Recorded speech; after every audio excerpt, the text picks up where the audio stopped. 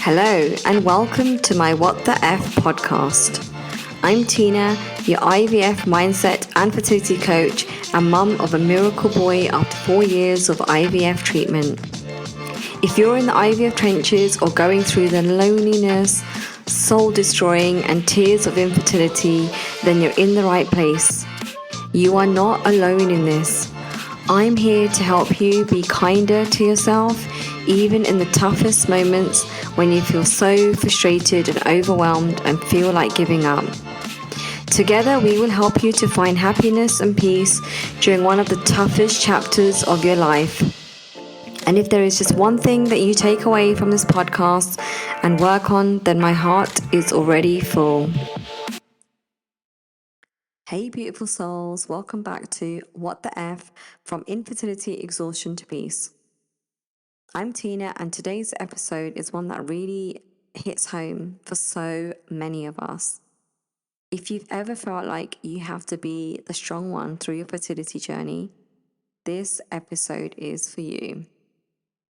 So when you're going through fertility struggles, so whether it's IVF, IUI, losses like miscarriages, or just any pain through trying to conceive, or just the uncertainty of not knowing when it will happen, can feel like there's this unspoken pressure to keep your shit together and to always be the one who is calm, who is organized, who's on top of all the admin, like all the admin around this. Not to mention, like, also being the one to take all the meds, the injections on time, and knowing, like, when you got to do what and what supplements you need to take at what time and what you need to eat. Like, it's a lot.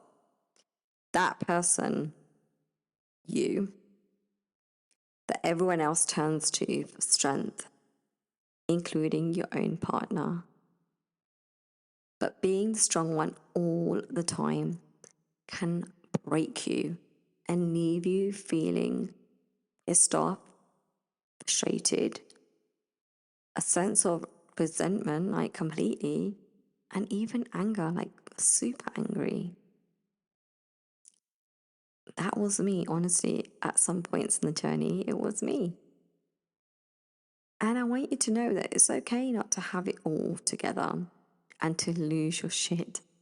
It's okay to let your guard down. So today I want to talk about why this pressure to be the strong one is so damaging, and how you can start showing up for yourself in a way that's kind and compassionate. No more pretending you're invincible when you're not. And no more pretending like you've got this with everything else that you're trying to do, including not screwing up at work. You deserve to have the space to feel, to heal, and to ask for help when you need it.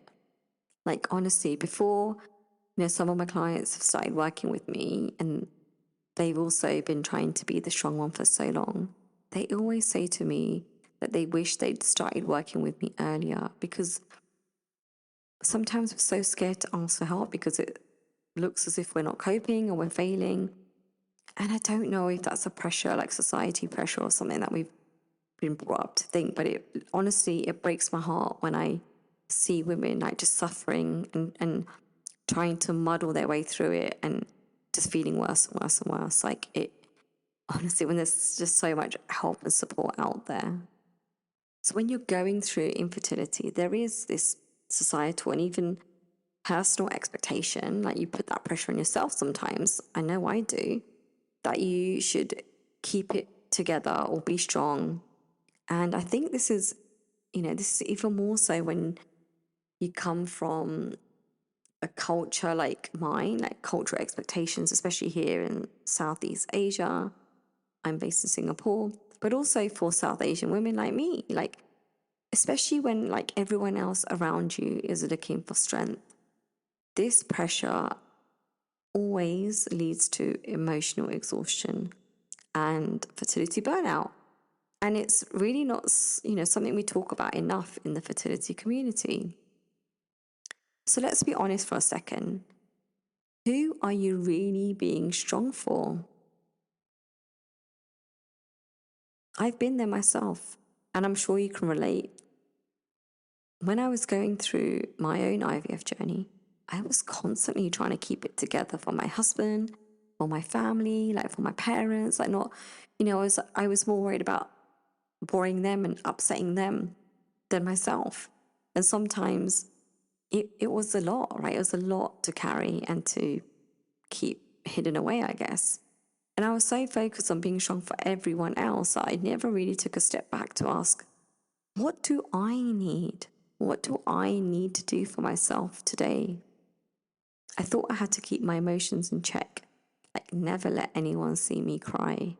This is a big one for me. Like I don't like crying in front of people, and I don't often like to cry. It's I don't know. It's not the way you need to be. It's just the way I am. And so I end up putting on this, I'm fine. I'm totally fine. I've got this face. When inside, like, I feel like I was breaking. And it was exhausting. It was bloody exhausting. And it was only making me feel more isolated and even more resentful, if I'm really being honest with myself and with you. But honestly, no one has to be strong all the time. It's okay not to have the answers and to be vulnerable about what you're going through. And I know a lot of people hate that word vulnerable because it feels weak, but it's just our own perceptions of it and the stories we tell ourselves. So vulnerable can mean so many different things, and it could just mean, in the simplest terms, that you're giving yourself grace, you're allowing yourself to be human, like you're allowing yourself to feel. That's what makes us so unique. Like we can feel, we have these feelings, we have emotions. And being the strong one sometimes means you bottle up all of those emotions, or you're pushing them away, putting them inside some box that you're going to keep hidden away, hoping it's never going to return. But trust me, it returns. But that just leads to even more stress, even more anxiety, even more pressure and trauma. And eventually it's going to impact your mental and emotional health if it hasn't already, and your physical health, because everything we think and feel, we manifest into our bodies. What we feel in our minds, we also feel in our bodies. Stress plays a huge role in fertility struggles. When we're constantly putting on a brave face and pushing through, or telling ourselves we need to push through, our bodies just don't get the opportunity to relax, to heal, and to feel calm, but also to process all the shit that we've been through and that we've been suppressing. I love a good bit of research. So, research shows that chronic stress can have a direct impact on your fertility. No shit, Sherlock. According to a study published in Fertility and Sterility, high levels of stress can lower the chances of conception. And what happens is the fight or flight responses that stress triggers can interfere with the hormonal balance that's needed for conception. So the more we focus on and force ourselves to be strong and suppress what we're thinking and feeling, the more we're actually hindering, getting away of our chances of achieving what it is that we really, really want. But it's not all about conception and trying to get pregnant. Being strong all the time can lead to anxiety, depression, and other mental health challenges.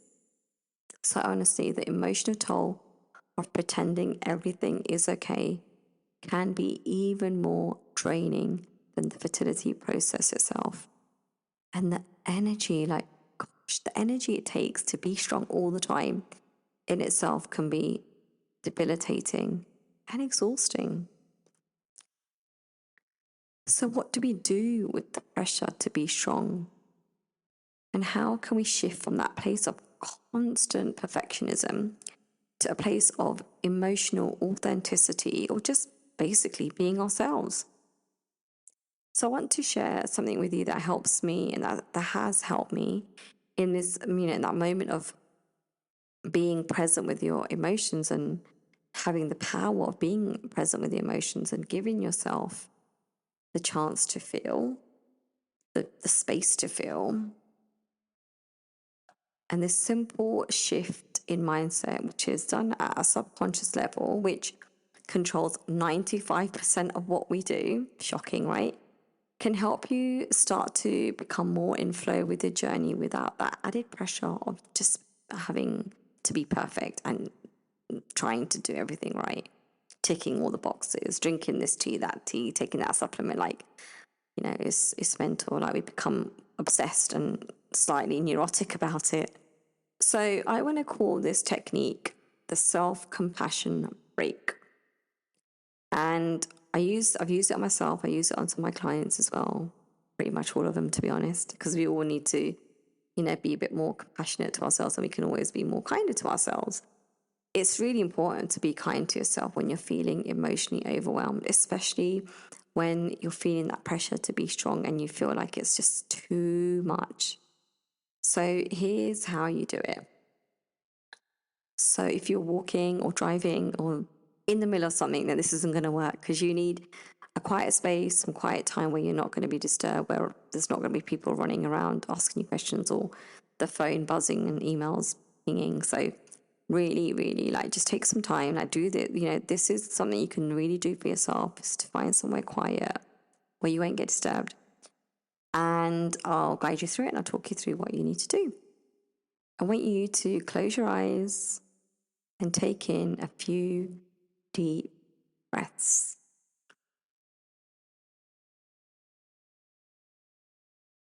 Just feel yourself settling, feel your breath also starting to settle. I want you to place your hands over your heart and say to yourself, this is a difficult moment. This is a shit moment. I am doing the best that I can. And it's okay not to have all the answers. It's okay not to do everything in the book or what others are doing. Allow yourself to feel any emotions that arise without judging yourself, without beating yourself up about it. Allow yourself to cry, feel sad, or even get angry. Whatever comes up for you is real, like, it's very real. And with your eyes still closed, hands on your heart, gently remind yourself, I am enough. I don't have to carry this burden alone. I don't have to do this all on my own. I don't always have to be the strong one.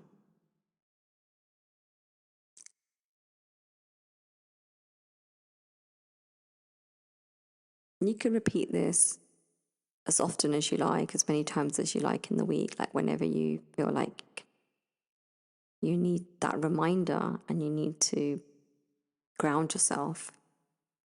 So this tool, this exercise, is really a great way to reconnect with yourself, show yourself that kindness and that self-compassion, especially when you've been carrying all that emotional baggage or weight of trying to be the strong one. I also talk a lot about journaling with my clients because I really feel like it helps to not only like mind dump what you've been thinking, but also some of the journal prompts that I share with them to help them is to then like get themselves out of that funk and know how to then move forwards or what they need to do for themselves. And it helps them to like shift their perspective and start to think about things in a different way. And so it really does help to release what you're holding inside. And I journal, like, I admit I don't do it every day, but I try and make a point of doing it as often as I feel like I need to.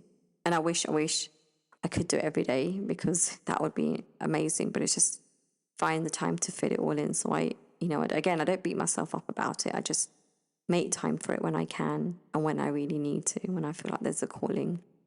So what I've done for you is I've got a few journal prompts that can help you to start letting go of some of that pressure of always trying to be the strong one or trying to be strong.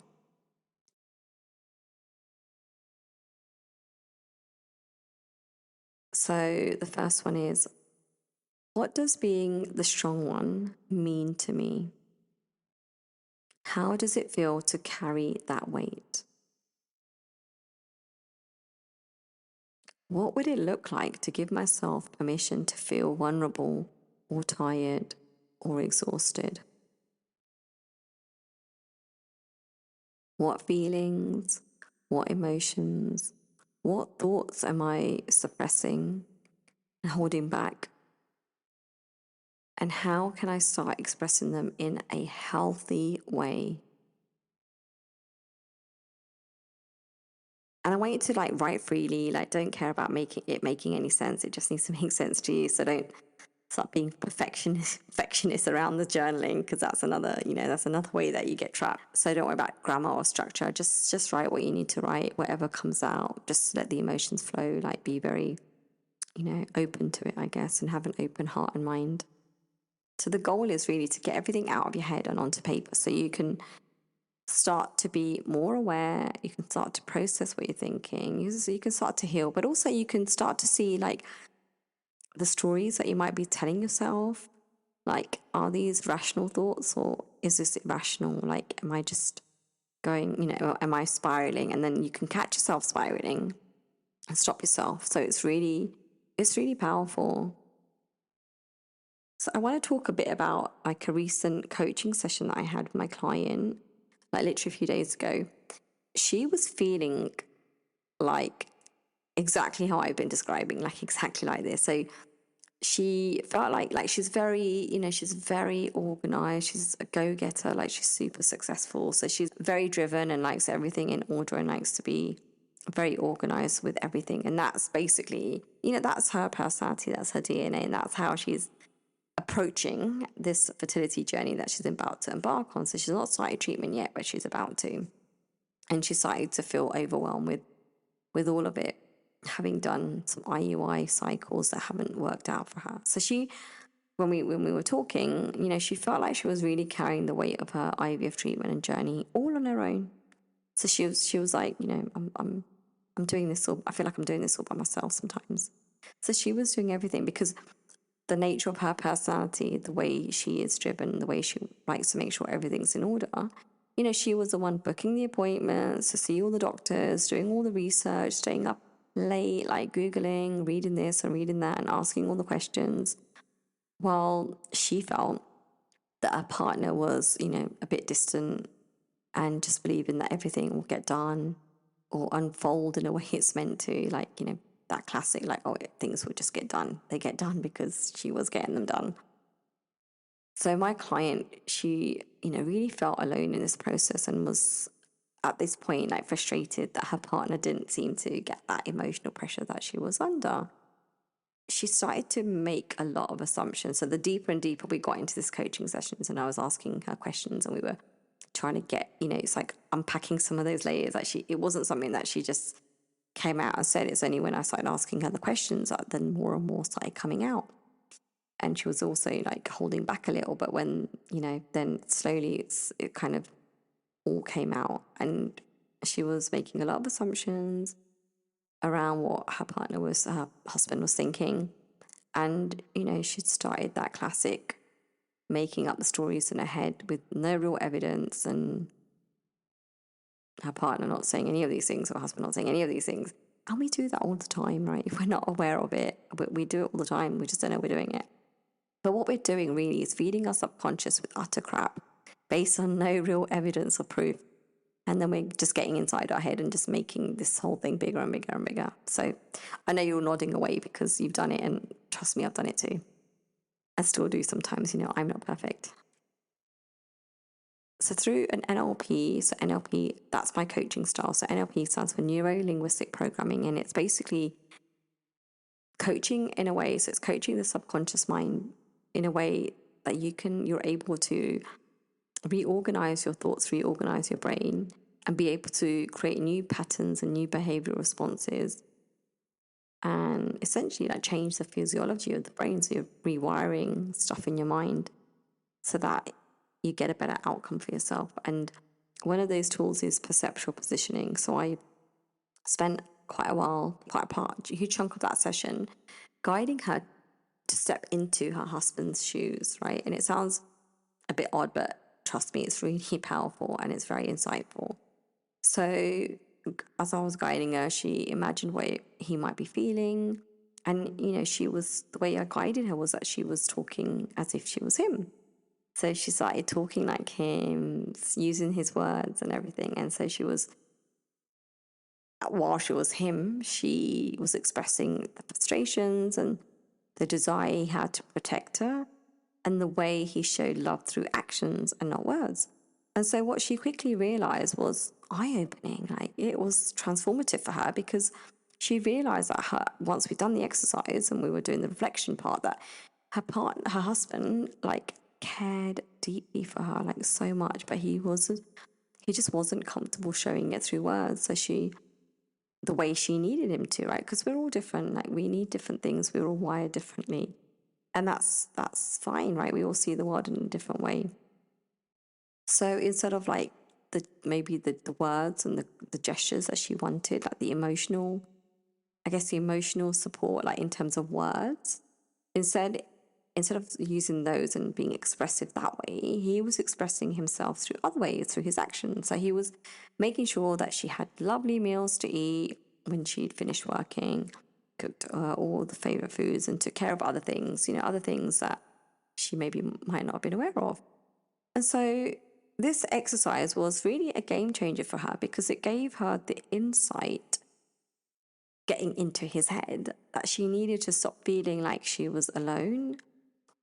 What she said at the end of it was like that she needed to start being better at communicating with him in a way that helped him understand like what she needed emotionally. Like, this information isn't getting passed through the power of osmosis. And I love this, because I always say it to my husband, like, he's thinking something and then he's assuming I've done it, or that I'm thinking the same. I'm like, well, how is that information passed on to me? Like, you have to say it to me, you have to verbalize it. It's not, I'm not reading your mind. I'm not that brilliant. And so it really shifted their dynamic and the way she was feeling, from frustration to connection. And she realized that she really needed to be a bit more vocal about it. I want you to remember that you don't have to be strong all the time. It's okay to feel. It's okay to let down your guard, your walls, like whatever it is that you feel like you're doing to protect yourself, because you're not, ultimately. You don't have to keep pushing through and pretending everything is okay when it's not, when it's far from okay. And allow yourself to rest and feel what you're feeling. Like, it's okay to feel sad. It's okay to feel shit. Like, we all go through those days, but what's important is to be aware of the fact that you're feeling like that, and then to understand, like, okay, how can I shift from this feeling? What can I do to not give this feeling, this emotion, all my power? And how can I move forward and let go? So when you let go of the pressure to be strong, you really start to connect with your authentic self. And that's really the real you, right? The real you, who you really truly are, into all those layers. And only then can you really start to begin your healing process. Your fertility journey doesn't have to be a battle that you fight alone. Let others help you, let others support you, and more importantly, learn how to support yourself and make that your number one priority. So I've talked a lot about a lot of different things in this episode, but really the learning points I want you to remember are self-compassion and being vulnerable with how you're feeling your emotions are key to breaking free from the pressure of always being the strong one. Perceptual positioning, an NLP tool and exercise that only someone who's got that expertise in NLP can really guide you on, helps you to understand your partner's perspective and really fosters that emotional connection that you feel might be missing. And also like a real understanding of how they see the world and the journey that they're both on, because you're both going to have very different views, you're both going to have very different experiences. And so it's important to be able to share that instead of making assumptions.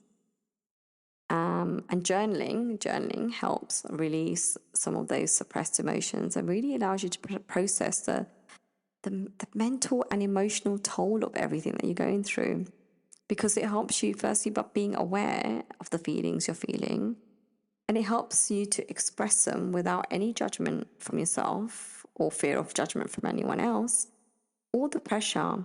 And then it helps you to decide what you want to do about it and how. Yeah, so what you want to do about it and how. If today's episode resonated with you, please share it with someone who really needs to hear it. And remember, if you want to try a different way to get through this journey and beyond this journey too, right? There's life after this journey, and you really need some support and guidance from someone who has the expertise and experience, then I am here to help, and would love nothing more than to guide you and help you see your journey from a completely different perspective and transform your experience through it, and at the same time rewire, have physiological changes that you make in your brain if you do it long enough, and rewire the thoughts and responses in your mind. So I am literally only a message away. You don't have to carry the weight of this journey alone. Take care of yourself, be kind, be gentle, and know that you are incredible just as you are.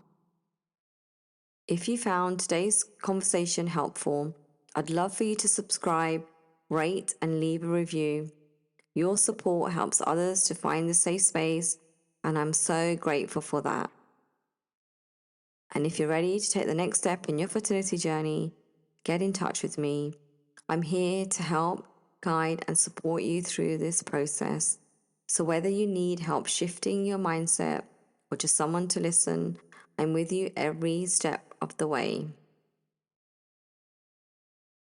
I want you to remember that your fertility journey is uniquely yours, and that is enough.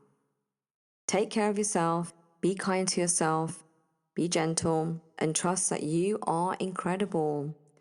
You're stronger than you give yourself credit for, and every step you take is a step forward towards your healing and towards your growth. Sending you love, strength, and all the support you need. Until next time.